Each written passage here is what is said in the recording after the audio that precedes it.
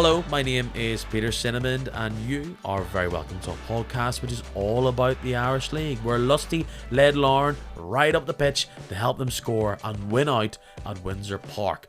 How significant could that result be, even this early in the title race, and can Linfield pick up the pieces ahead of their clash against Cliftonville? For Larne, is this the spark which finally ignites their league season? Elsewhere, Ballymena party like it's 2021 by winning a third league game in a row. Portadown, they score late into injury time at home to snatch another vital 3 points for them. And Glenavon, not wanting to miss out on all the action, they had a great weekend themselves by winning out at Seaview. That's just some of the reasons you've hit play on your latest weekly edition of Kick and Match. Gonna hold my hands up at the start of a podcast once again. You can hear it, I can hear it, I can feel it. Your boy's bunged up once again. That's what that weird sound is. It's the elephant in the room between you and I, except the elephant is in the room. It's causing havoc in my sinuses right now. So let's get cracking so that this podcast remains weekly, and before the magical healing powers that is flat soft drink eventually does wear off for me. Big trendsetter, getting flu, whatever this is, before flu season. But we will power on, and one man that's delighted these podcasts are recorded remote is my guest. It's time to welcome back former sports editor of the Ballymena Times. It's Stephen Alexander. Hi Peter, how are you? I'm doing good. I feel we're on the cusp of the opening part of the season, the fresh part of the season. It's coming to a close. 6 games in, we're just under a sixth of the way of the season. And I promise I won't do this every random landmark, but after 6 games, to a certain extent, we have a marker now of how teams are. We have something that consists a fairly decent form table, and that is good for some, bad for others, bar of course Larne, who are in their own fantasy land when it comes to the Irish League right now. But we are starting to get a feel of how these teams are. Yeah, I think so, Peter. I think, as you say, once you get to this stage, you can sort of say, oh, well, it's early days. Yeah, it is still early days in relative terms, but by this stage, you're starting to sort of maybe get a sense of how things are going to go. And the only thing I can see about it is that whereas last season you had maybe Ballymena and Newry were kind of struggling from fairly early on at the bottom of the table. All those teams even in the bottom 6 there, they're all sort of they've all picked up a few points here and there, haven't they? And a couple of wins, and there's been the occasional strange looking result as well. So difficult to know just how, maybe whether some of those teams can sustain that early season form as well. I'm already getting worried messages from the Around the Ground boys who made their great predictions at the start of the season, starting to feel a few jitters, thinking, oh, not all of these are looking exactly great. We've all got to calm down, heed, game at a time. That's the kind of part of the season we are still at. And Larne has dominated a lot of this podcast over the past few weeks for obvious reasons. Europe, all the fixture scheduling shenanigans that are in there, and we will come to that as the weeks go on. But it was the game of the afternoon. It feels surprising actually to see a game of such magnitude be played at 3 o'clock on a Saturday. Windsor Park, a battle of last season's top 2. The Blues had this amazing chance to make the gap they already have on Larne, forgetting Larne's multiple games in hand, to make 15 points in total between them and the champions of last year. That would have been a very unique and interesting plot line for the next couple of months and weeks. But what we actually got was Larne doing something they have done quite regularly in recent times, and we all know what they've been doing regularly in recent times, winning the league, and that is going to Windsor Park and getting a result. And interestingly here, they haven't started the season particularly well, but if we are to see them go on a run, this will be the start of it. The one thing Linfield do not want Larne to do is go on this mega run that they've done in previous years, and there's a strong chance they, and in that game, and that performance and that result has gifted Larne the real firecracker to ignite their season.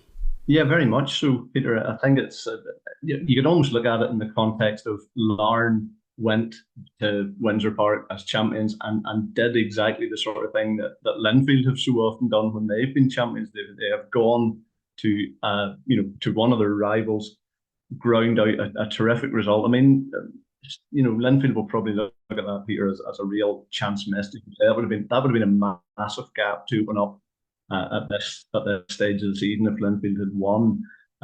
I still think once things sort of straighten out a bit there, and once Larne's European adventure eventually comes to an end, and once they focus on domestic matters, I still think Larne will be the team to beat come the end of the season. But I mean, a terrific result. I mean, you have to say Larne were under a wee bit of pressure going to Windsor after that result, that very odd result against Ballymena. All of a sudden, it made that trip to Windsor Park absolutely crucial, and they produced the sort of performance that you would expect of league champions. And it's not like Linfield didn't have the chances to put them away. They look to be the more confident team. They were the team that didn't need to win it. There was a feeling actually that Larne needed to win this, especially this early on in the season, because it just made those further games down the line less comfortable, more meaningful, and that's the benefit. You always say you want to have points on the board, but particularly in this title race where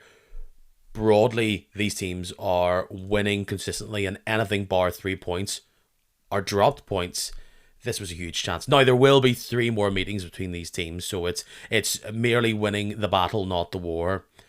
But Larne overall haven't slipped up in the same way that Linfield have against other sides. They've been the more clinical, and there'll be plenty of more challenges coming Larne way. The fixture congestion, they haven't started their Irish League campaign with particularly on fire, and to give there was a feeling that they were down and out, and Linfield could have just pushed them down the ladder even more, and you heard the boos ring out at the final whistle.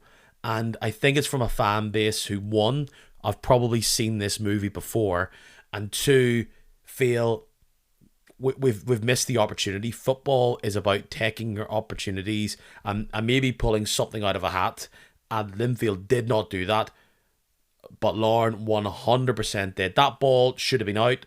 Lusty nicked the ball in, and with Benji McGee coming in, there was a big question of who was going to fill this lead bonus role and who was actually going to step up to try and provide the big goals that he would do.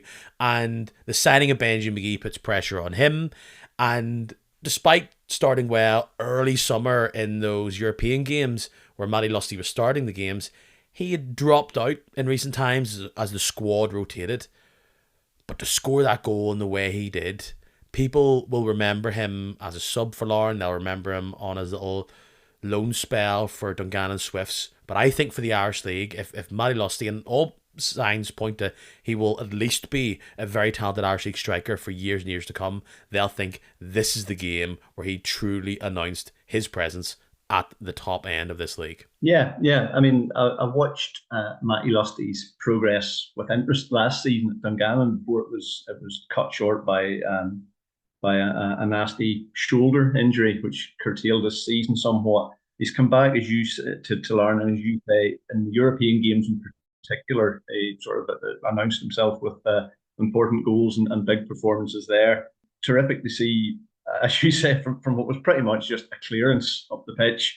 And it was sort of like, here, Matty, make something of that. Oh, okay, you did. Yes, he took it down and off he went. And once the shot was saved, Conor McHenry was alert enough then to be following up to grab the rebound. But so much of the goal, as you say, was down to Matty Lusty. It's interesting to see because I watched Larne against Ballymena the week before. I thought, and this is words that you don't very often get to use when describing the Larne, the modern day Larne.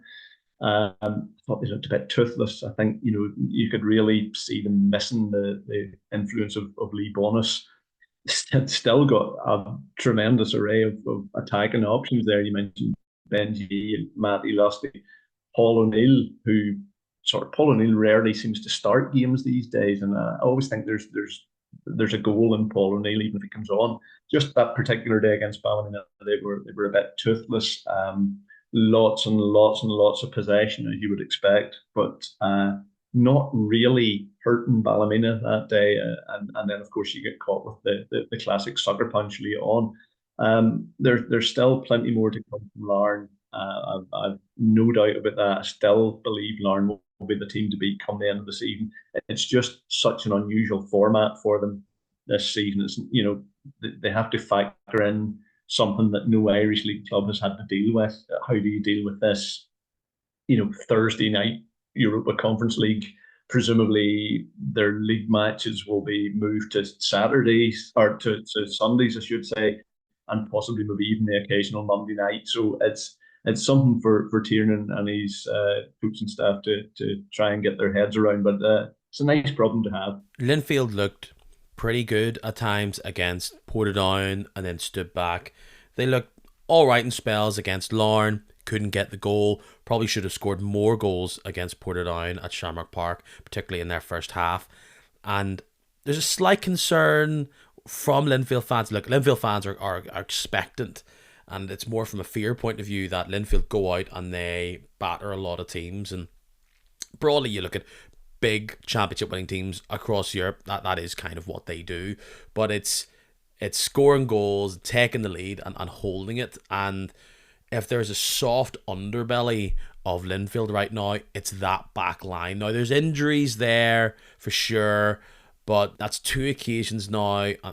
Portadown and Larne. Look, it's a great bit of skill from Lusty to do the dribble, get the ball, have the confidence to lift your head, run at the defender, drag it back, and get the shot off. That, against parried, unfortunately, into the path of McKendry. Very similar in the sense of that the ball was punched towards Ryan Mays at the end of that game against Portadown. But those are big goals that have swung the results of games, and there has been a concern at the back for a number of seasons for Linfield. They obviously want as much striking talent as they can, but that is the concern. That's where right now you've got so many months ahead of you. If David Healy has got work to do from a training ground point of view, it's to try and tighten up that defence and make it work. Yeah, I think that was a very obvious feeling of Linfield last season. They came up a bit short on the defensive front. Normally, Linfield's title challenges are based upon this almost impenetrable defence, and obviously a very, very good goalkeeper behind them in Chris Johns. Just that they were too easy to score against last season. I think, Peter, at the start of this season, when you looked at the fixture list, they had what looked a fairly generous opening.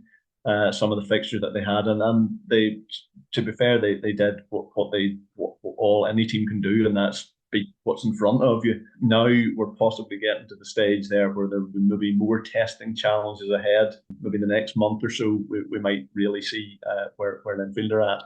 And we will reflect on this later on the podcast when we preview this weekend. But the pressure keeps up, the heat keeps up on Linfield, and perhaps it's the type of game that they want to have in front of them, going to Solitude, always a heated affair between the two of them.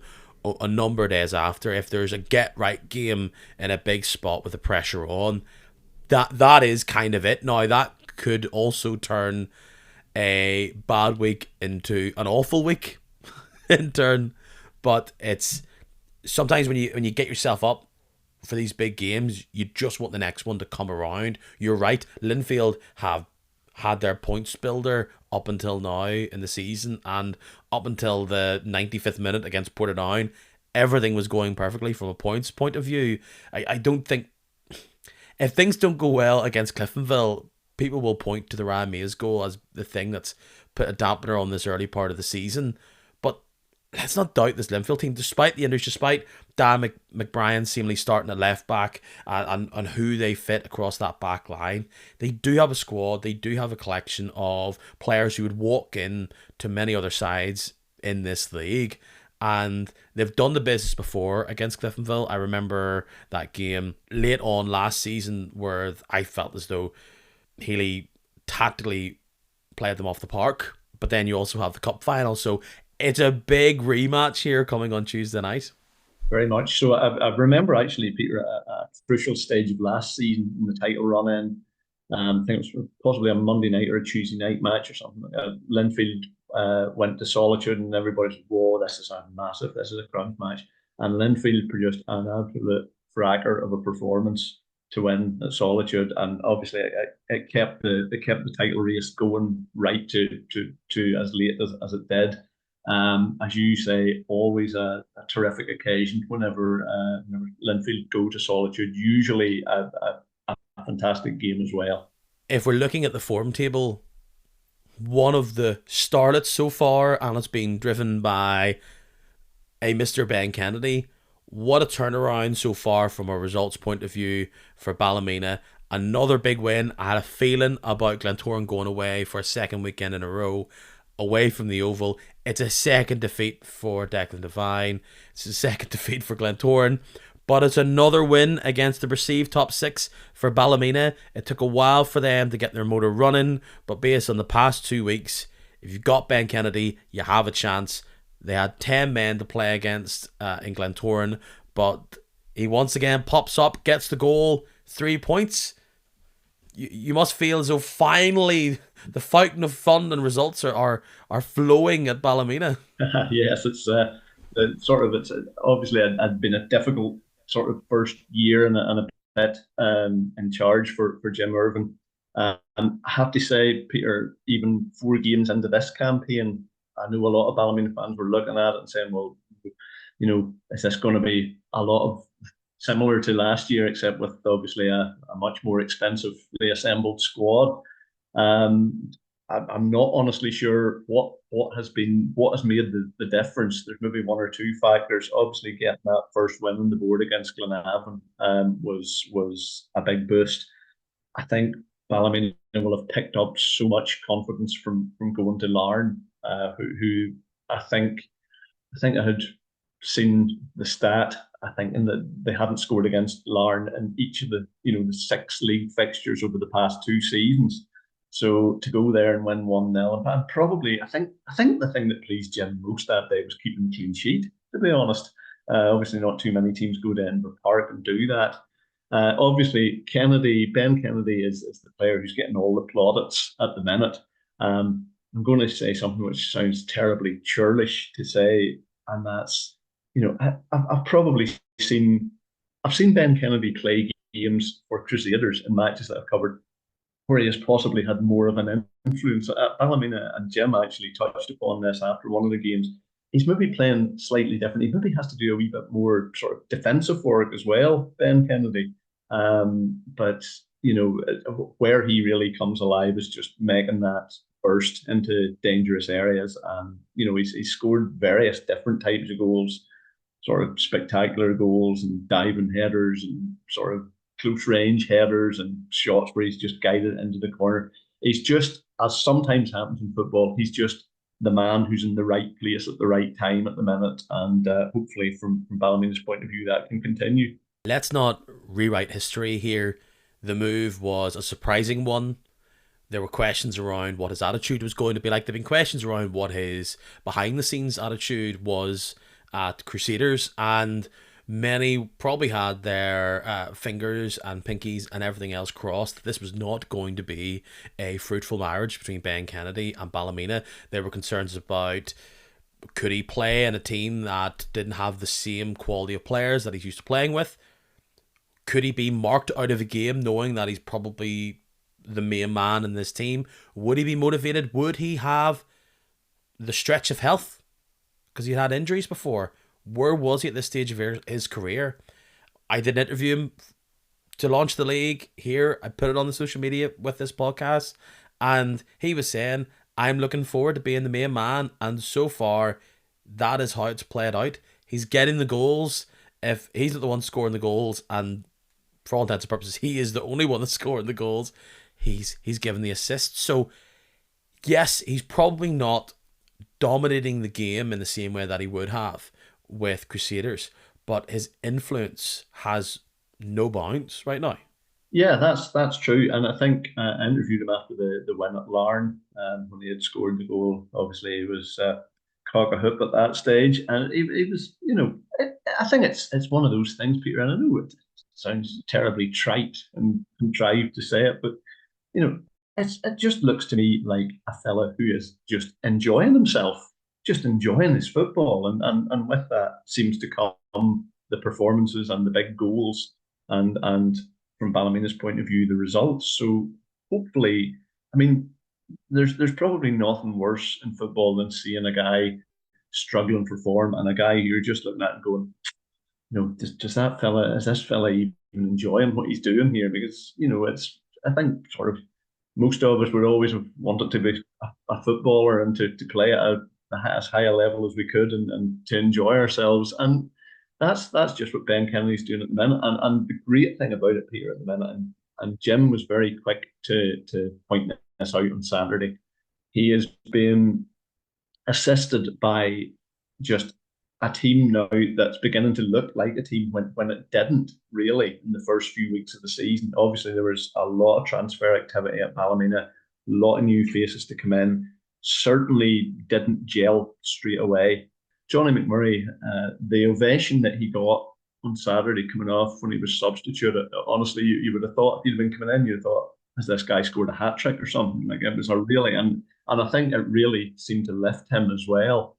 I think possibly Johnny has maybe adapted his game a bit as he's got a bit older. If you remember, Peter, back in his first spell at Ballymena under David Jeffrey, when it was Johnny McMurray and Cather Friel were a really dynamic strike force, and at that stage, both of them were, their strength was sort of getting into the penalty area, maybe playing off the shoulder of the defender and running into channels and whatnot. That was the season. If you think back, Peter, to when Ballymena finished runners up, I think it was 2016-17, the season that Tony Keane scored over 20 goals. Now, obviously, a lot of those were set pieces. It's incredible when I think back there. In my mind's eye, I can think back to how many of those set pieces were penalties or free kicks just outside the area, which were won by either Johnny McMurray or Cather Friel just literally nicking in front of a defender and, sort of rolling over the tackle that followed. So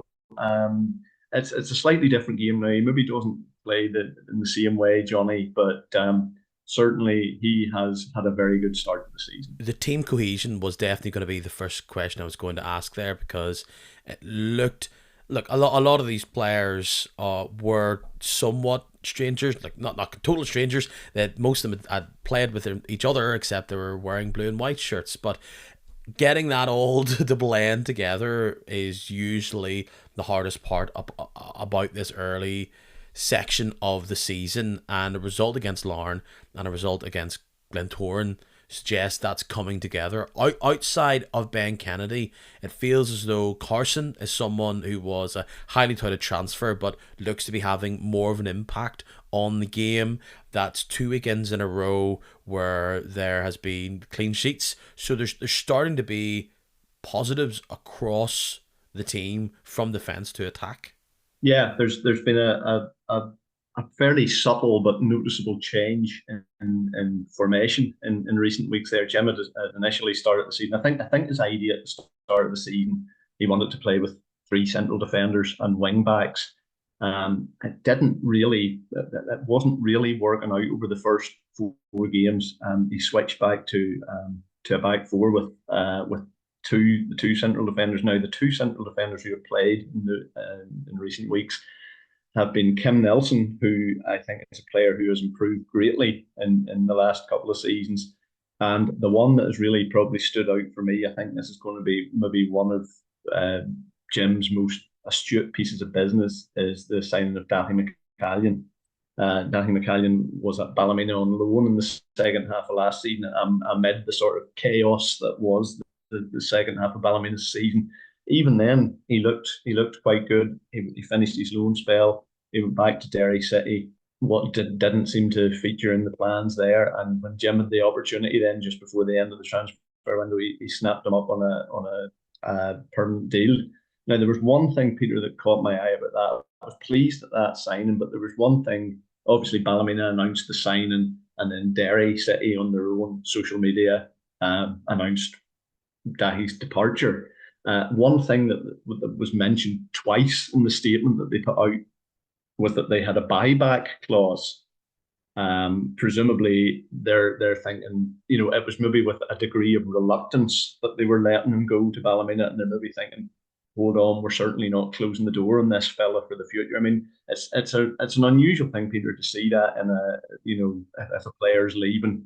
Quite often in cases like that, with a player departure, clubs can't wait to see the back of them. But that certainly wasn't the case with Dathy McCallion, because as I say, they mentioned it twice in their statement that they have the option to buy him back somewhere maybe further down the line. He has come in. He's been terrific. He's still a teenager, which when you see the way that he plays, and I interviewed him after the match on Saturday, and he's just he's a very impressive young man. He's just an old head on young shoulders, in the way that he carries himself on the pitch and the way that he speaks to the media. I think that's going to be a very good piece of business there from Jim. The other one, you mentioned Josh Carson there. Josh Carson's come in and has been excellent. And alongside him as well, one of those players who I think most teams have them. The guy who almost goes under the radar. He's been very impressive in recent weeks. Is Aaron Jarvis, just a steadying influence there in front of the back four. Strong, physically strong. I think that was the thing most people noticed, Peter, about the signings that Ballymena made in the summer. You're just looking at that, the players as they come in and as they started to line up in pre-season, and you're thinking, Ballymena will not be pushed off the ball as easily this season. Physically strong, robust sort of players. With that, returning to Saturday, Glentoran, 2 weeks in a row, 2 losses away from home. A team that's trying to find their feet themselves. That's probably what. For getting added on time, they haven't scored a goal in what 268 minutes. If based on the fact that the last time they scored was 2 minutes into one game, and they haven't scored one since. Were there anything to be concerned about? Do you think that was Glentoran fan, or was it down to 10 men and were ultimately beaten by the home side? Well, I mean, I actually thought for most of it, Peter, I thought it was going to peter out into a 0-0 draw, and it wouldn't have been the worst 0-0 draw I've ever seen. It was a good competitive match. It definitely wasn't the worst game I've seen.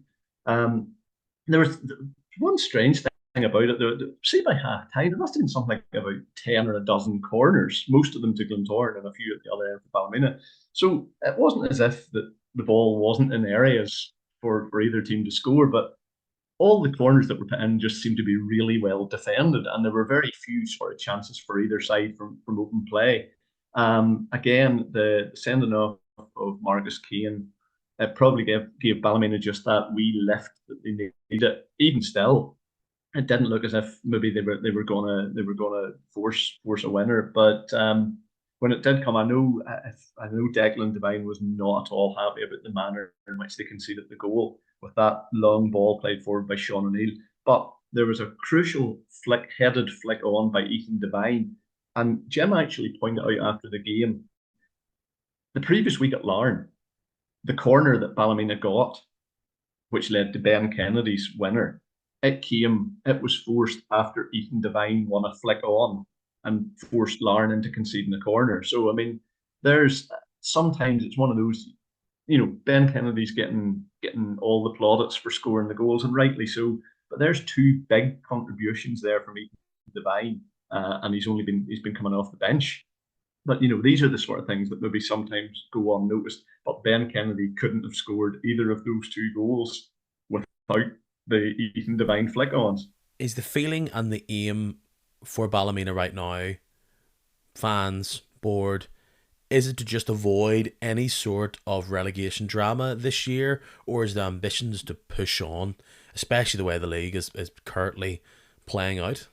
I think Jim has already sort of touched upon that a couple of times. People might start to get carried away a bit with it. Supporters might be thinking, well, what can we do this season? I think Jim is a bit more circumspect about it. I think Jim is immediately sort of thinking, if we can avoid a scenario like last season. I think, Peter, last season gave Ballymena such a scare, from boardroom level players, staff, and particularly supporters. Like, I do sometimes think about it. Ballymena were 12 minutes away from who knows what. If they'd been relegated, had it not been for that red card for Oisin Devlin, who then, by the strange way that football works, ends up at Ballymena. Had it not been for that red card, And then, of course, there was the double whammy from Institute's point of view in that playoff game. From the resultant free kick, Stephen McCulloch puts it in the top corner, and all of a sudden, different ball game. I think just realizing how close Ballymena were to just disaster and relegation. I think that's probably sharpened the focus, at boardroom level as well. There's obviously been a bit of investment there has come in. The type of players that they have been able to attract this summer helped the game as well, as you touched upon earlier, by the Korean situation and so many of those players who weren't in a position to adapt to Korean's full time model. So Ballymena were well positioned there to pick up a few good, experienced Irish League players, the Josh Carsons, Aaron Jarvis, Stephen O'Donnell. So I think Jim has signed wisely. Looking at teams who probably have had that very similar experience that Ballymena had last year and are aiming to avoid a similar fate this year. Portadown, 2 weeks in a row, super late, and their fans are losing their mind for what is a great result. Forget Fergie time. I think Curry time might be coming a thing. We talk about the Mays goal scored a fortnight beforehand. And then there you go, Dungannon Swifts. I thought that was going to be a difficult game for the Ports. They concede in the first half. They've got it all to do in the second half. They pull one back. Time ticks on. Subs get thrown on. I think it was the 95th minute. Ben Wiley, back post. Pendulum swings towards Portadown. 1 point becomes 3. And for a team who has not had a particularly joyful number of years when they've been playing top flight football, their fans must be loving the fact that they've won 2 games in a row. They're unbeaten in 4. There's been lots of talk about difficult places to go. It is starting to feel, bar a goal from Niall McGinn late on against Portadown at Shamrock Park. I think Portadown probably would be undefeated at Shamrock Park this season, with Linfield and Glentoran having come into town. 2-1, especially the form that Dungannon Swifts are on. 3 wins in a row themselves going into that game. That could be a massive result for them. Absolutely. Portadown will be delighted with the number of points they've got on the board. Funny, I just happened to I was in Ballymena on Saturday morning. I'd been watching my son youth team playing at the showgrounds, and I bumped into Clifford Adams, Niall's assistant, and Clifford was just super happy, as you would imagine, at the previous night's result. But funny, we were talking about that and just the importance of those goals. The Ryan Mays goal a couple of weeks earlier, turning a defeat into a point against Linfield. That late Ben Wiley winner on Friday night, turning the point into 3 points. And I think probably Portadown's biggest fear, as with any team that's maybe just been promoted, you don't want to have a start to the season like Ballymena had last year, where they had I think it was 6 games in before they had a point on the board. You want to just keep that scoreboard, the points tally ticking over. You don't want to get cut adrift early on. I think that was a lot of Ballymena's problem last season.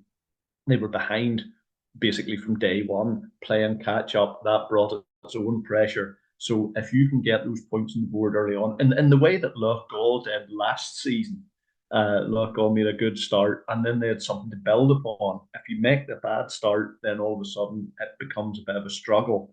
And I think Portadown will be very, very pleased with what they've done in the opening weeks of the season.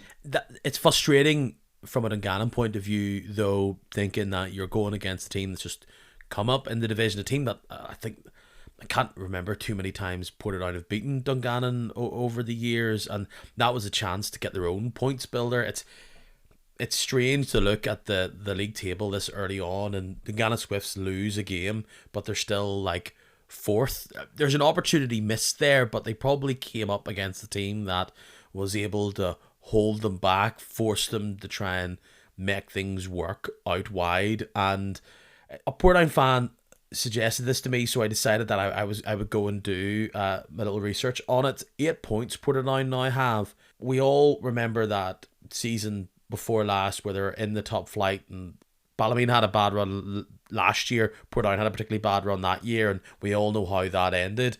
and they said how long did it take them to get to 8 points in that season. Now, there's a little asterisk there because there was a win that was then chalked off, and we'll not go into the Alberto Valdez situation 2 years later. It took until middle of February that season until Portadown were able to get 8 points. Now, every year, the amount of points that you need to stay up, and you know, Portadown gave it a good enough go at the end, and there was nearly, if things just fell their way, there was a great escape that almost happened. So the amount of points you need varies. Let's be fair, and I think all Portadown fans are looking at this season as just survive and enjoy safety at all possible. But you probably need wins like that. You need little runs where you get a game against Carrick, you get the win against Dungannon. They're letting goals in, but they're not letting lots of goals in. They're still getting away with it slightly, and I kind of think it sets them up nicely. Like Coleraine going to Shamrock Park on a Tuesday night, those midweek games, Coleraine aren't famously, they're not great travellers midweek, and in the confidence that Portadown are in, you would say that could be a very tricky tie for Coleraine to come out of Shamrock Park with the 3 points, and that'll be their aim, clearly. Yeah, yeah. Again, I think it's one of those things, Peter, where I think Niall was quite careful in the sort of recruitment that he did at Portadown. You know, you look at it now. I saw him singing the praises of Aaron McCary and Shea McCartan as well. Now, if Portadown can get the Aaron McCary who was at Warren Point, and if they can get the Shea McCartan who was at Ballymena, rather than the versions of both who were at Glentoran in the last couple of seasons, yeah, I mean, I still think Aaron McCary is a very, very good goalkeeper, as good as anything in the league. He seemed to be affected by just the general chaos and mayhem that was going on at Glentoran.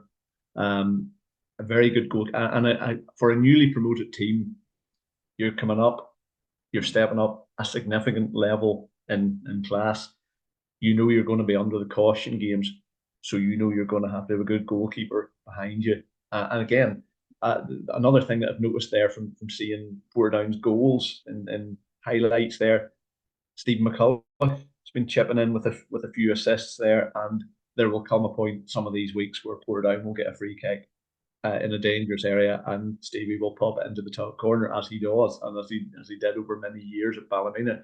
So again, if they can keep it tight at the back, they probably have players who can nick a goal here and there. I mean, it's not probably the strongest strike force in the division, but again, if you have someone even like Ryan Mays, he's maybe not starting too many matches at the minute. Someone like that with a wee bit of guile who can come on maybe and can come off the bench, produce something as he did with that late equaliser against Lincoln. I know this sounds ridiculous, but a player that's scoring so many goals or contributing an assist, I think he was the man that whipped in the corner, like, does he almost demand that he doesn't start? I know personally he'd want to start, but I'm sure you would look at that and go, you can't start this man, he's too effective off the bench.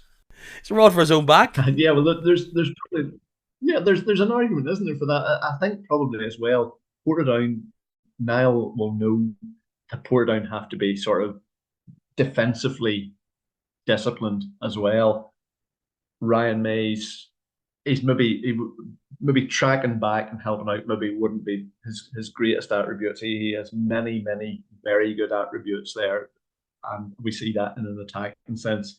So if you were to bring him on 15, 20 minutes left, maybe against a tiring defence, he's coming on fresh set of legs. That really, really clever football and brain that Ryan Mays has, he's maybe going to produce something for you there, and certainly as much as he might be knocking on Niall's door saying, "What about a start here?" Niall can point to what he has done and keeping him on the bench and bringing him off for bringing him on for key contributions. The game in the balance, you would not want Ryan Mays to be doing his stretches beside you with 15, 20 minutes to go. That's for sure. That win must have felt great for Portadown, but their cups of tea must have tasted a slightly bit sour come the final whistles being rung out on Saturday afternoon. There's talk of shocks across the weekend, but Glenavon going to Solitude, getting the points. I know the Crews were coming off a little bit of a break themselves. That suggested to me that result, the 1-0 result for Glenavon, one huge, massive, keeps pace. I'm sure their shoulders were slumped seeing 1-1, and then 95th, 96th minute, there's a goal.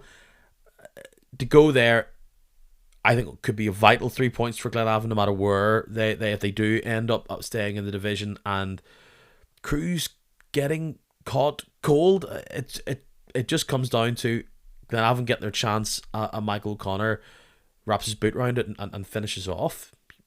Excellent result for the Lurgan Blues. Yeah, got to be honest, Peter. Like most people didn't see that one coming at all. That result.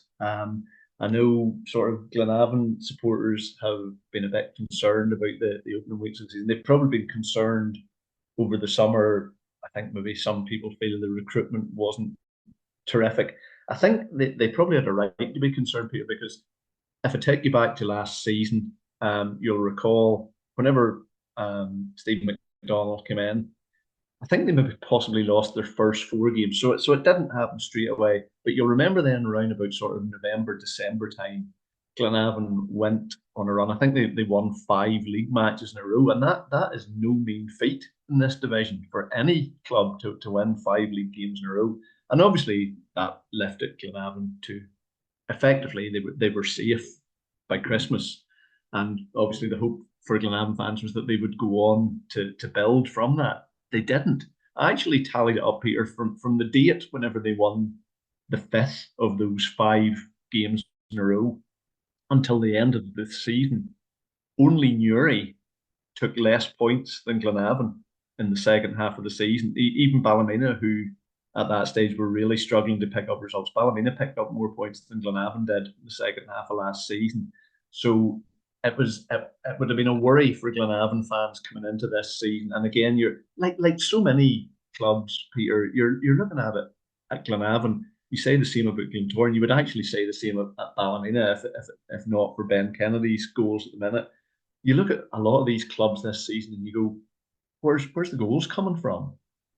As that was probably a concern. David McDade was is a good enough signing. But I think David, from seeing him at Ballymena, he looked really good in patches, but you just think to yourself he would need to be in a good team with better players around him to get the best out of him. Here's what's strangely concerning about the Crews, and I don't know how much pressure there truly is on them to do anything more than stay in the top six and get a few good results.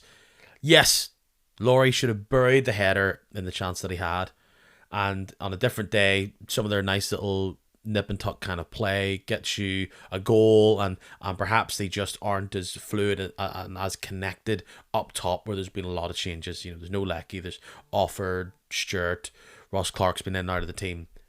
But so far the trend says for the Crews is that they're doing better against the better sides compared to what they're doing against poor teams.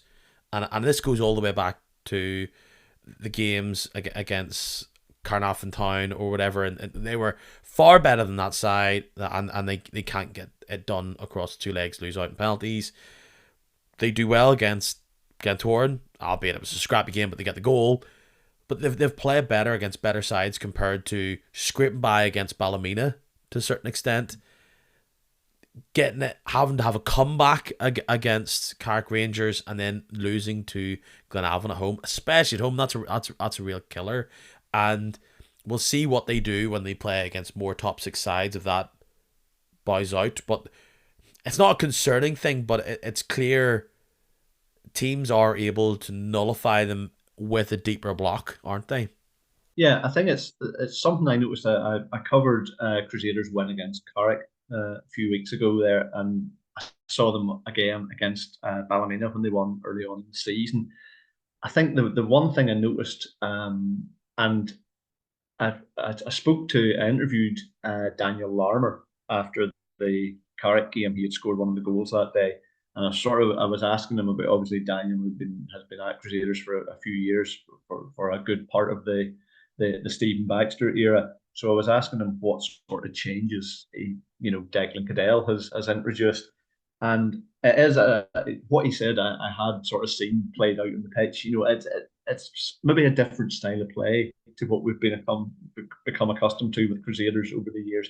It just looked a wee bit less sort of blood and thunder, for want of a better term. Maybe a wee bit more methodical, going through the phases a bit more. It's probably just something that Crusaders fans are going to have to maybe just take a wee bit of time to get used to. Certainly, Kieran Offord up front looks a lively player. Took his goal, the one at Ballymena. I think the one at Ballymena, Peters, you'll probably struggle to see a better goal all season, a better team goal all season. But is that not slightly the issue with them right now? Is that this podcast runs every week, and I can't go. Now, it shows how great and the quality that he is, but I kind of can't go a podcast and talking about Crusaders without bringing him up, because so far he seems to be the main and potentially only highlight in this side right now. Yes, yes, that's true. That's true, Peter. Yes, it's certainly it's been a very good start there for Kieran Offord at Crusaders. I think it's one of those now, with Stephen Robinson being in charge at St Mirren and having seen the success that he had with sending Fraser Taylor on loan to Ballymena last season. I think maybe Stephen Robinson, obviously coming from Northern Ireland, might not look as disparagingly upon the Irish League as some other cross-channel managers might. I think he would know, and obviously with Dermot Carroll there as well with him, they would know what sort of level the Irish League is. Certainly, I've been keeping an eye since Fraser Taylor went back. He has been involved with St Mirren's first team squad this season, had played in some of the European games. So it's definitely a good area.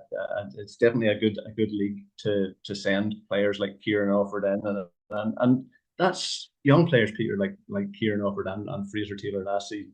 What they need to be playing minutes. They need to be playing regularly to try and get the best out of them, and hopefully Crusaders will get the best out of Kieran Offord over the course of the season. Should we be slightly concerned? Are there very quiet alarm bells ringing from a Carrick Rangers point of view? A loss to Coleraine away from home isn't that surprising in the grand scheme of things, but it makes it now a number of losses in a row, 5 in a row for them. There was lots of hope and belief going into this season. They've added a few extra pieces in the summer. There's some coming in January, some big names in Heatley and Clucas, and it just isn't working out right now. And maybe they just need a game just to spark for them, maybe a low pressure away from home kind of performance. They haven't been blown out in any game, bar maybe the game against Loughgall, which they shot themselves in the foot really, but they aren't getting results, they aren't getting points on the board, and they are slipping down the table, and that will definitely put a hole in their raft in regards to their ambitions for what they hope this season could be. Yeah, Carrick have been a major surprise, to me and to many others as well. I've covered quite a bit of Carrick over the last couple of seasons, and I've watched the sort of the steady progress that they've made under Stuart King. And whenever the announcement was made of the investment last season, you're thinking to yourself, right, here's a club that's now ready to go places. Obviously, they finished off the season by reaching the European playoffs, for the first time. So you're sort of thinking to yourself, okay, that's a good platform to build from. They've gone out, they've signed experienced players, to sign the likes of Luke McCulloch and Shannon Clucas and Paul Heatley. You're thinking, right, this club is now ready to take the next step. But as you say, for some reason, it's not happening. I've watched their game, as I mentioned earlier, at Crusaders a couple of weeks ago, and they were 1-0 up early on, and Curtis Allen scored, and then Curtis Allen had a second goal ruled out for offside with what must have been the latest flag I have ever seen for an offside decision, because Curtis was actually running away celebrating, and he was running over towards the linesman when the linesman at that point decided to raise his flag. So at that stage, they went that day. They were leading at Seaview 63 minutes. Crusaders barely laid a glove on them. They were absolutely coasting. They were under no pressure at all. And then all of a sudden, bang bang, they conceded two inside about 2.5 minutes. And from there, they just didn't look to have any way of getting back into it. I know Stuart has been saying about the number of injuries to key players, to experienced players, and that is borne out when you look at the team sheets. To be fair, Carrick, I think they can still put out a pretty good starting 11. Plenty of experience in there. It's when you start to go down to the You substitute. want to test your Irish League knowledge, have a look at that Carrick bench, and you will be scratching your head. Yeah. It's obviously difficult because I think we know in this league we've talked about the number of late goals already that there have been in games, and you want to have a sort of a Ryan Mays type character to come off the bench to try and change it. And Stuart's probably looking at his bench, and it's untried, promising youngsters, but it's asking a lot of them to come on and change it. So hopefully, from Stuart's point of view, there it's the sort of thing where he gets a bit of time to try and get some of those players back. I don't think that what we're seeing at the minute is a true representation of Carrick's ability. I think they are better than results are suggesting at the minute. Corin really needed that result. It hasn't been a sterling start to the season so far for them. They needed a game where they felt as though they could rev their engine, stretch team, and highlight of the game, what a goal from Conor Murray. Yeah. He looks to have come in and made a very good impact on loan from Hamilton. The Korean situation, Peter, was to me before the season started was one of the things I was looking forward to seeing most how that actually panned out. The move to the full time model, especially seeing, as I mentioned earlier, the number of sort of established Irish League players who weren't able to go along with that and who moved on to other clubs. So then you're talking about a recruitment drive you're bringing in, and this seems to be the case with a lot of the full time teams now. It used to be maybe they would sort of go through and maraud their way through other maybe lesser Irish League clubs and take their best players. So you were talking about players that you knew they were tried and trusted at this level. There are so many players among the full time teams coming in this year, and you're just going, I have no clue who you are. You're reading reports on what their background has been. The other thing as well, obviously, with Dean Shields taking over from Oran Kearney. I remember having this discussion, Peter, with a friend a couple of years ago when Dean was at Dungannon, and I remember saying to my friend, I think Dean Shields would do really well if he was at a club, maybe with full time players and whatnot. And this was at the stage when Dean and his footballing principles, which he sticks to, like his father Kenny, he sticks to it. He has a way that he believes it should be played. But you had Dungannon conceding goal after goal as they tried to play it out from the back at a goal kick and things like this. But I can remember, and my mate was sort of it would be fair to say he wasn't in agreement with my summation there. But I remember saying, I think if Dean had, players that he could work with on a daily basis and maybe a slightly better quality of player than he had in that Dungannon team, I think he could do well. As I say, my mate didn't agree with that at all. We probably we probably didn't think that Dean might get that opportunity of a full time club because at that stage, obviously there were less of them with full time status. But he has got that opportunity now, and he will want to show exactly what he's all about, and not only winning games but winning them with a certain style of football. So I think the Korean situation this season will be really interesting to watch. A team filled with names old and new. Cliftonville thumped Loughgall at Lakeview Park. They love playing against Loughgall. I think that's now 17 goals they have scored against the Villagers across 5 fixtures since last season. And it was a fairly blistering start from a goal point of view. I was at this game. They didn't feel as though they were going through the gears. It was a slow affair until they got the goal. What a goal. I can't tell you how much space Gormley actually got from that run. The camera doesn't do it justice.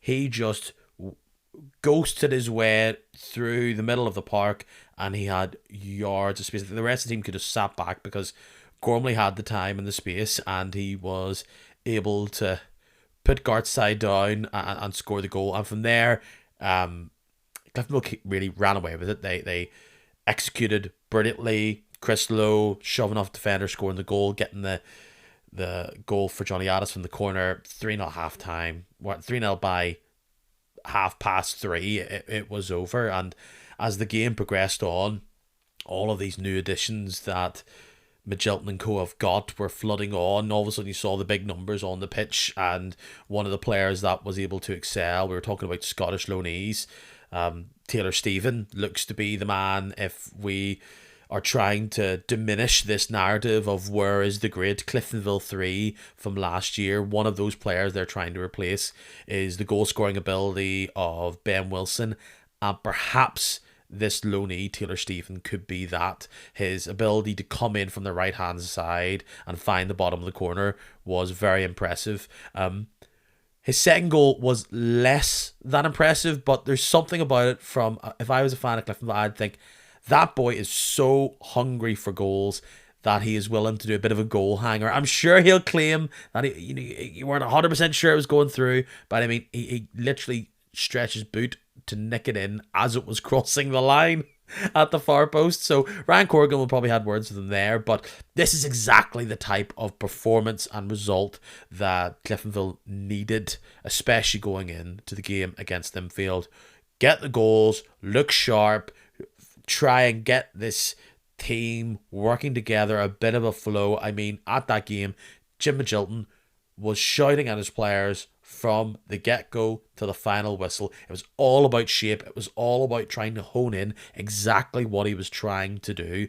In no way did Cliftonville just give up the ghost. They threw on the new players and then tried to make the system work again. I don't know exactly what this system is going to be. There's clearly hallmarks from last season in it, but it's going to have to evolve with just the players that they have. A lot of youth, a lot of inexperience from an Irish League level, but if last year's anything to go by, they do eventually develop into pretty good Irish League players, and getting 2 goals for a player like Taylor Stephen will only help boost their confidence going into the next few weeks. Yeah, I mean, it was a fairly unenviable task that Jim Magilton faced in the summer, wasn't it? Trying to replace, that number of goals from, departures of Ben Wilson and Sam Ashford and Ronan Hale.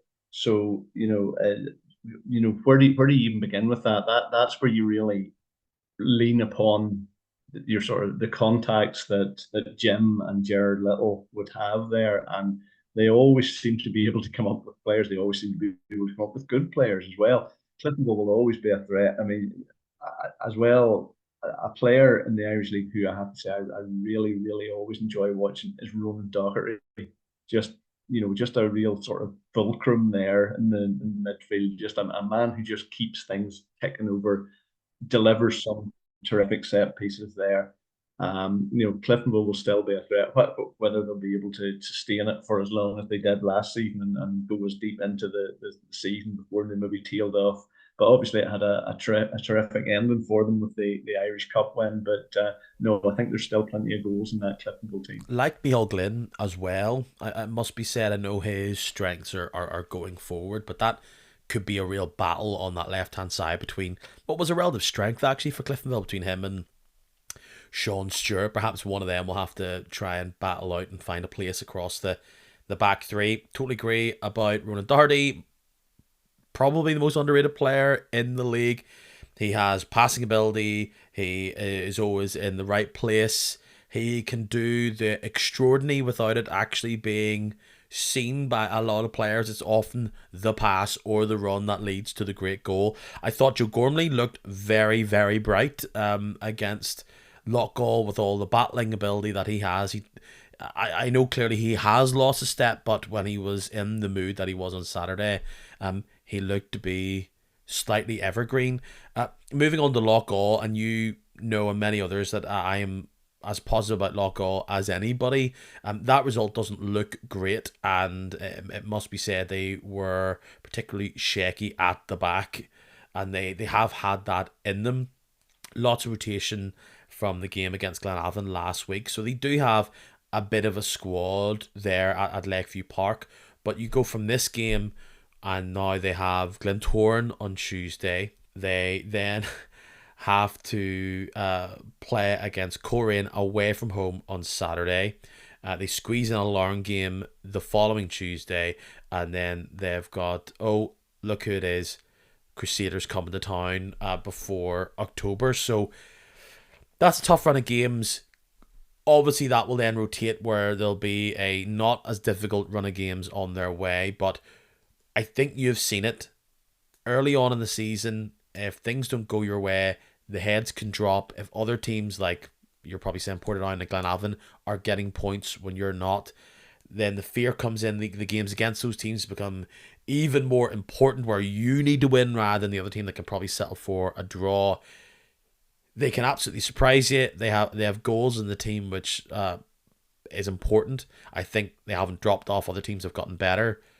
But it's going to be concerning between now. Like, Dean Smith has got a real job on his hands to try and keep their spirits up. Yeah, I mean, on your podcast last season, Peter, you'll remember I absolutely raved about Luck. All I thought Luck were an absolute breath of fresh air to the league last season. It's, I suppose, if we put it in sort of musical parlance, they're having the difficult second album, aren't they? The second season syndrome. Can they sustain what they did? I mean, they totally exceeded their expectations last season. It's just there's always that difficulty, when you lose that sort of surprise element of the first season, and maybe teams have maybe worked you out a wee bit more and maybe know what areas that to exploit. I think I cast my mind back as well, watched the goals from their defeat at Linfield a few weeks ago, and it was sort of eerily similar in a lot of ways against Cliftonville on Saturday. A, sort of getting opened up through the middle, and B, not picking up from set pieces as well. And obviously, it's you don't have to be Pep Guardiola to know that if you're conceding high numbers of goals there, you're not going to pick up too many points. So definitely, you're right, there'll be a bit of work for Dean Smith to do over the coming weeks. One of those awkward weeks for me where, if you're listening to it nice and early, you are maybe going to one of these games on Tuesday night, but more than likely they're in the rear view and you're looking ahead to this Saturday. So we will make a fool of ourselves early by getting wrong predictions for you to listen to, and then we'll make even poor decisions about what's happening this weekend, because we'll not have the context of what happened on Tuesday night, but we'll give it a go anyway. Big game on the Tuesday night. It's Cliftonville against Linfield. Regardless of what happens to that result, Cliftonville then go to Ballymena on Saturday. Linfield host Carrick. Cliftonville come into this game scoring 5 goals, seem to have enjoyed the rest, seem to have enjoyed the time to work with all these new players, and will be boosted by a huge roaring support under the floodlights against one of their biggest rivals in Linfield.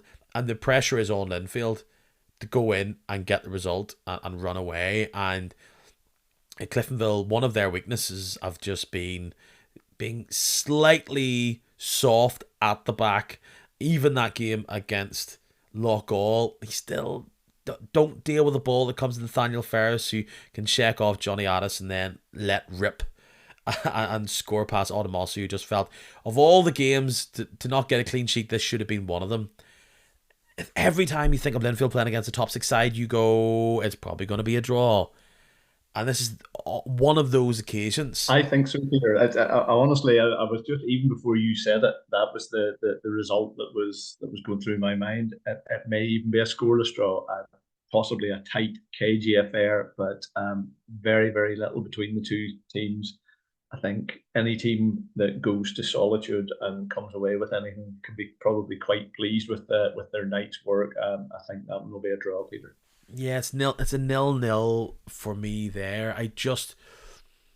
In many ways, that game in the league last year was exactly what Linfield wanted. Go through the gears, put Cliftonville under the pressure, and Cliftonville had to go for it in that game, or their title chances would have been, and then thus were over. And they were able to exploit that.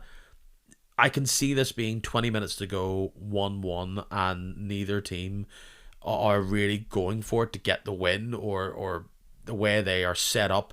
Linfield just simply don't want to lose it. So it's a 0-0, 1-1 for me. And that's also what I predicted for Linfield and Cliftonville. And that does, particularly Linfield, no favours in that regard. The one thing that Linfield need to do, I think, if you put an over-under on this, is that across that game against Cliftonville and Carrick Rangers, anything less than 4 points, and it could be the wrong type of 4 points, let's just say, how you get them, but that has to be the bare minimum for them, or they're really starting to be concerned.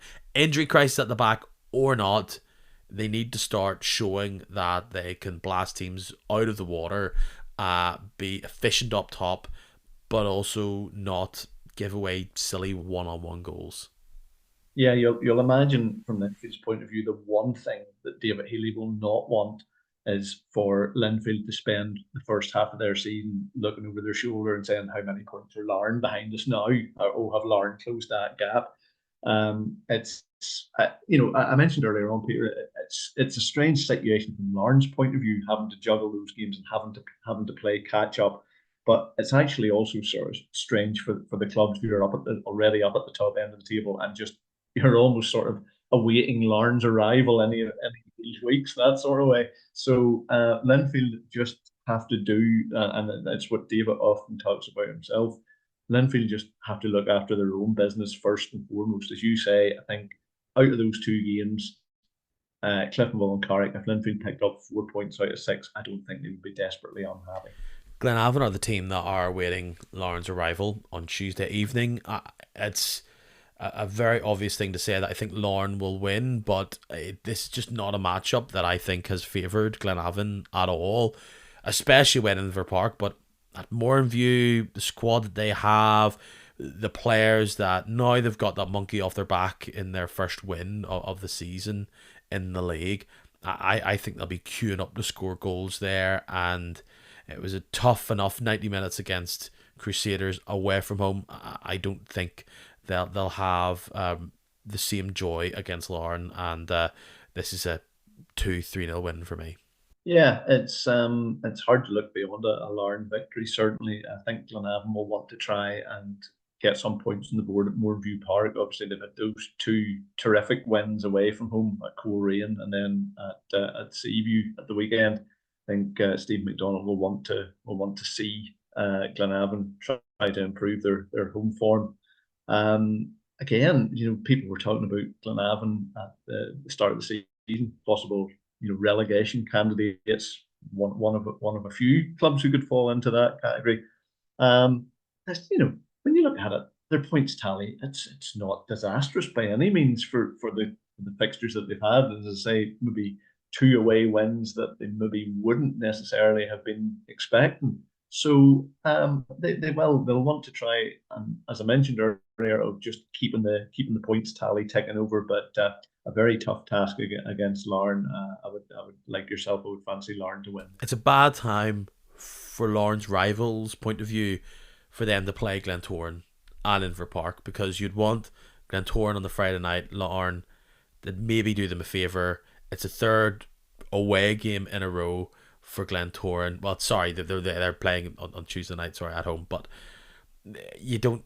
Larne against Glentoran at Inver Park, it feels like there's only ever been one result in that over the past couple of years, and that's another Larne victory. We don't have the same unwavering belief in Larne, but as we did last term, but you gotta say, especially on a Friday night, that's TV lights. It's Andy Ryan probably scoring a double and a penalty in between. Declan Devine on Saturday after the match at Ballymena was bemoaning the fact that Glentoran, even at this fledgling period of the season, Glentoran will be playing 3 games in 6 days for the second time.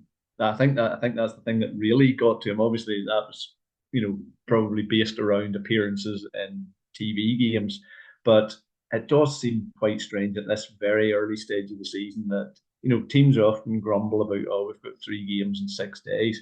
for Glentoran to have had that twice already is it does seem a bit strange.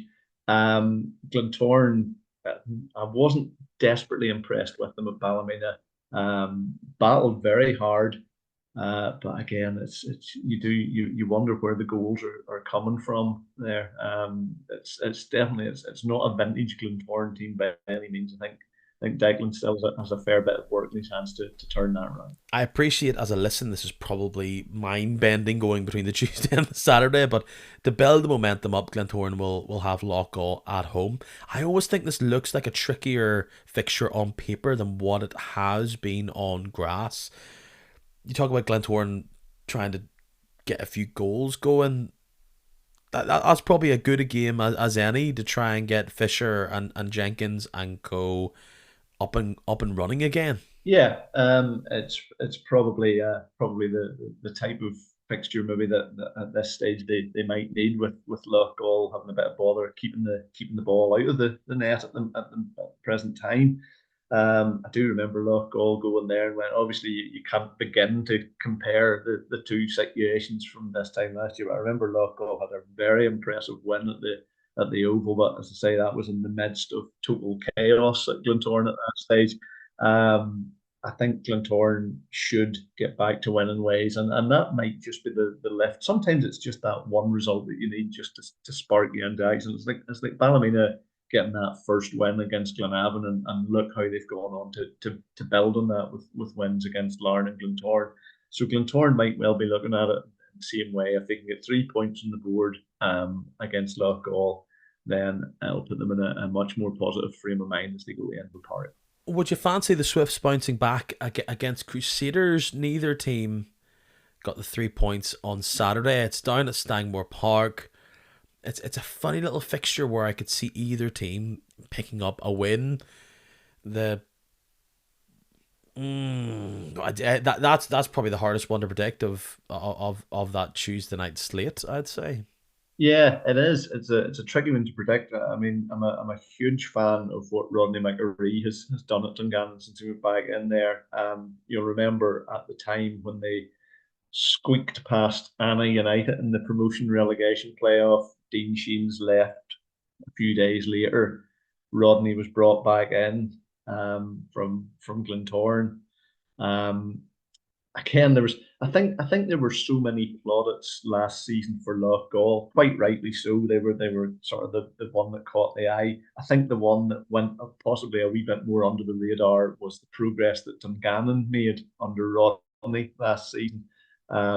Never ever in any sort of real danger of being sucked into the relegation battle, finished in a healthy position. And I mean, that's the sort of thing, really, for a lot of clubs. Dungannon obviously been one of they wouldn't have as big a budget maybe as a lot of the other clubs. There's a bit of Stagmore Park in here for me. I think it's also the fact that Crusaders look to be very susceptible to conceding goals on the break. I'm actually going to be quite bullish here. I'm going to say 2-0 Swifts. Actually, at home, I can just see the likes of McGovern, Leo Alves running at their back line and squeezing it past Crusaders, pushing on to try and get a victory after their loss to Glenavon. Huge chance to make it 4 wins in a row for Ballymena away to Carrick Rangers. In turn, Carrick Rangers are looking to try and get points somewhere, knowing that Linfield are their destination on Saturday. It's been a tricky little fixture for Ballymena over the years. Yeah, not a terrific record for Ballymena at Taylor's Avenue in recent seasons. Um, I know people are looking at it now and you're going, oh, this is a great time to go to Carrick. Carrick are really struggling, and Carrick are this and Carrick are that. I think Peter, we've all sort of seen it enough times to know that football doesn't necessarily work that way. I think if Ballymena are to get something from the trip to Carrick, they will have to produce a performance that would be up there with the sort of levels that they showed against Glentoran at the weekend. Again, that's a very, very difficult thing to do in such a short turnaround between games. It wouldn't surprise me. Again, I think if Ballymena went away from Taylor's Avenue having got even a point, which would take them to double figures in the league table, I don't think Jim would be desperately unhappy with that. until they prove they can be tight at the back and deliver in a big spot, I'm gonna keep going for especially a hot hand like Ballymena against Carrick Rangers. I think it'll be another 1-0 win for Ballymena, and perhaps later on running Ben at Kennedy by any defenders. chance? Ben Kent, you know what? I wouldn't bet against him. And if people think my Dungannon Swifts prediction is bold, the wrap up my Tuesday night ones, I did say that I thought that Portadown were going to squeeze past Dungannon last weekend, and they did. And their games this weekend are Coleraine at home and Crusaders away. Strong chance they've got nothing after these two games. I think they're going to have 4 points by the end of it. One of the more surprising results of Tuesday will be, and it's obviously a clear possibility, if Coleraine go in and duff Portadown, let's say 3-1, 3-0, I would be surprised, and perhaps Portadown's recent success has went to their head very slightly. Portadown's track record at home is that they drag teams down, make it difficult, are able to counteract their play. They were able to hold down quite a fast running team in Dungannon and then capitalise with their big time players and their subs. I think this is a 1-0 win for Portadown, and I think they'll parlay that into a 0-0 draw against Crusaders. Again, 2 points would still be pretty handy for a side like Portadown at this stage of the season, but I think the good times run, and actually playing against Coleraine and Crusaders in quick succession in the form that they are in. I appreciate Coleraine won on Saturday, but they're coming at a good time for them after Linfield, Carrick Rangers, and Dungannon. Certainly, I think if your prediction comes true there and Portadown take 4 points out of six and keep two clean sheets for those two fixtures, Niall will have some grin on his face, certainly. Two tough games, but look, these are the sort of games when Portadown were spending time in the Championship. You would love to be at home to Coleraine on a Tuesday night. You'd love to be going to Crusaders on the Saturday. This is what getting back up to the top level is all about in a sense. So I think Portadown. I mean, you look at the number of late goals that we've already touched upon. It shows a couple of things. It shows there must be a very good level of fitness among the players, and there must be a great spirit among the players to keep going and grind out something from what maybe looks a fairly impossible situation. So certainly, I would imagine by the by the weekend, I think Portadown will have added to their points tally. I'm not entirely sure that they may have taken as many points as you're hoping for, but certainly not beyond the realms of possibility that they could get a couple of draws. Yeah, now that I've royally embarrassed myself to all the Thursday listeners after the 4-0 victory for Coleraine, um, you look at the slate on Saturday that remains. Glenavon against Dungannon hasn't been particularly favourable for Glenavon there, and it would be a great chance for Dungannon to really do a great week. In turn, I kind of expect Dungannon to have maybe it's an awful week for Crusaders, I'm predicting here, but they could do with 4 points across those games. A draw for Glenavon would be excellent, but I think in games like that it's ding dong. It's 3-1 the Swifts, perhaps. It's a Danny Wallace revenge game. Oh yes, you could see that coming from a mile off, couldn't you? Especially whenever Danny Wallace. Who actually scored on Yes, on yes. Friday night, you know. Very good signing that actually. There definitely seemed to be a bit of a I mean spin. that's a player with a lot to prove. It's Yeah, clear that his manager didn't believe in him. He had some difficult times in big spots for Glenavon. So to go to Dungannon, it's for who was a very highly touted player for a number of years in the league. He goes to Dungannon Swift side, and it's his chance to say it was just the wrong system or it was just a bad run of form. He wants to say I'm still a great Irish League player.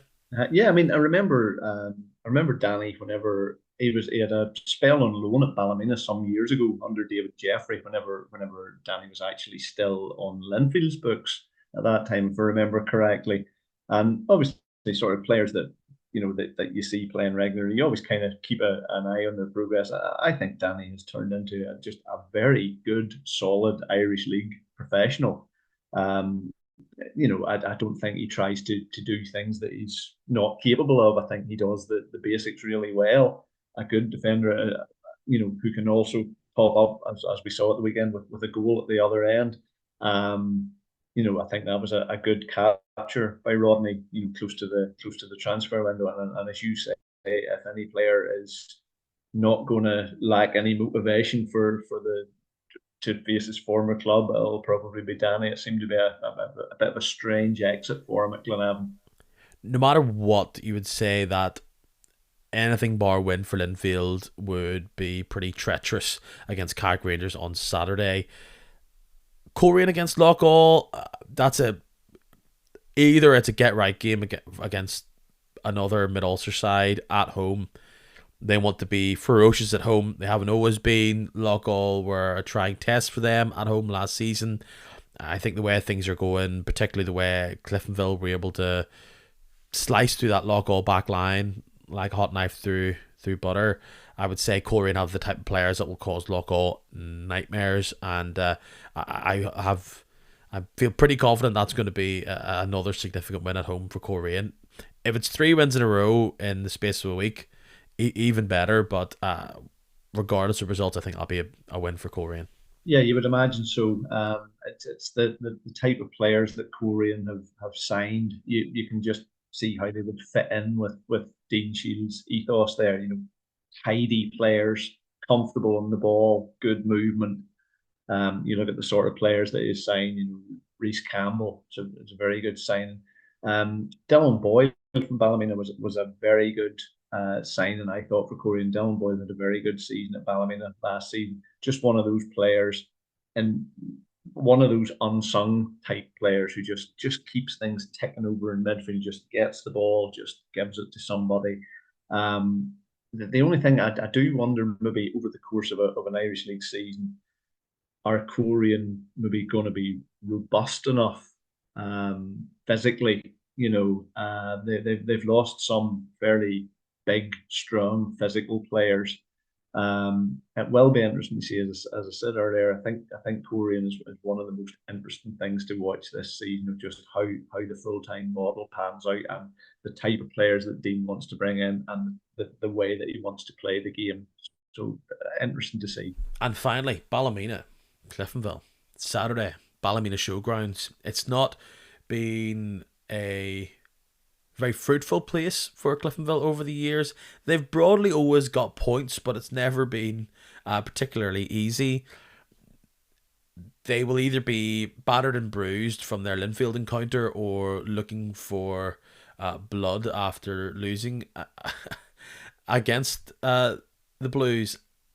I mean, there's a chance here Ballymena can make it 5 wins in a row and the whole league's turned upside down. I don't think that's going to be the case. Rarefied air of 5 wins in a row. I mean, was there was that stat there that it was 3, since 2021. Which I was actually surprised it was only 2021, to be honest. 3 wins in a row, but 5 would be heady days. Do you feel as though you've got the team that could maybe combat Cliftonville, or could an attacking team like them be your undoing? Yeah, it's difficult to say, because I think Ballymena probably offer a wee bit more this season in terms of physicality, and maybe, as I say, just maybe not quite so easy to play through as they would have been last season. Just a wee bit more sort of know-how, probably. Maybe some of the players that Ballymena are saying just a wee bit more streetwise. I still think maybe Ballymena's issue, like a lot of clubs, is maybe they just lack that out and out goal scorer. I know that sounds crazy given what we're talking about with Ben Kennedy, but I mean, you really want, a centre forward. You want a striker who's going to be chipping in with 15 goals a season to lift you. I mean, you look at the example last season of Loughgall. Obviously, Benji McGee was tearing it up in the first half of the season. Um, Earned his reputation, which has now earned a very good move to Larne. He maybe wasn't quite so prolific in the second half of the season, but in the second half of the season, Nathaniel Ferris took over the scoring duties. So Loughgall had goals throughout all of last season coming from a striker. Ballymena will look to get that there. I'm not just entirely sure that that's going to pan out that way. I'm looking, I looked through Ballymena's squad, which is a lot healthier than it was this time last season. But you're just sort of looking there and going, I wonder who's going to chip in with 15 goals. It may be Ben Kennedy. He might still carry on scoring, coming late into the area from into those dangerous positions. But certainly, it was great on Saturday to hear a real roar at Ballymena. Like my son, who was with me, my son would attend a lot of games with me now, and he says, that's the loudest I've ever heard at the showgrounds. He says it was louder even than the playoff game. So it's good to see the roar is back at Ballymena. Anyway, hopefully they can get something for their efforts on Saturday against Cliftonville. Well, I just having seen the buzzsaw that is the Reds live and in person on Saturday, I can see that perhaps continuing regardless of what happens at Solitude, and I think they'll probably win out 2-0 there, but hey, a sky blue man can dream. That's our lot for this week. Before we say our tally-hos, I mean, it's difficult to really understand exactly what is happening in the insides and outs and how. There's obviously plenty of reporting on how they got there, but look, as football fans on the island of Ireland, I think many of us are somewhat heartbroken for all the fans of Dundalk right now and the terrible situation their fans are being put through. We're talking here where there's threats of liquidation. They've looked as though they've avoided that for one day at least. What happens down the line looks very unclear and not great, let's just say. But I think we should express as football fans to another, it's terrible to see fans see a club potentially have to start all over again, fade away in the way that Dundalk look to have done. Let's not beat around the bush. It's due to poor financial management. It's stuff that doesn't happen on the pitch, which must be incredibly frustrating. All the reporting of the numbers is pretty grim. But yes, Dundalk fans, heart goes out to you right now. Yeah, it's a horrible situation, Peter, that isn't it? You really wouldn't want to see fans of any club being put through the ringer like that there. Honestly, it seems like a very short space of time ago that Dundalk were enjoying great European runs and great success domestically, and it just seemed that everything was in place for just a spell of prolonged success. And I think there's always that warning, and it's a warning shot for all clubs, even clubs in the Irish League as well there. Stephen, thanks again for jumping on, chatting Irish League football and all the rest. I know that you regularly contribute to a variety of things for the BBC, but where can people find you if your online presence is to be found? People can find me on X at Stephen_sport. It's quite often you'll find me at Irish League games, undertaking some of the live text coverage for Irish League games. So thoroughly enjoying that as always. Stephen, until next time, all the best for the next week. Chat to you soon. Pleasure, Peter. Thank you very much.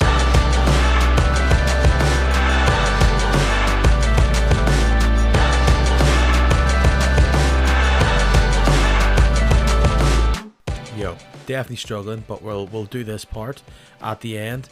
So if you like this podcast, you should subscribe. You should follow this podcast. It is free. What you need to do is you just need to go on whatever your player is, Apple Podcasts, Amazon Podcasts, Spotify mainly, and just hit follow, subscribe at the bottom of the main page.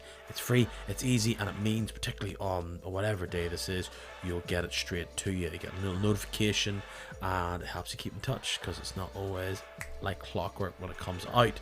On top of that, Instagram, Facebook, and Twitter, you can follow me all on them. It's Kick a Match on there. Still got the TikTok, not like I deleted it or anything. It's still there, but there's been no extra videos, so we will sit back. I doubt there's going to be another one because I'm probably just going to be in bed all week, but I appreciate the support, appreciate the love, appreciate the listen, and I will see you soon. Big week for predictions, so follow the Twitter account because that's where you can do your prediction things. Tally ho!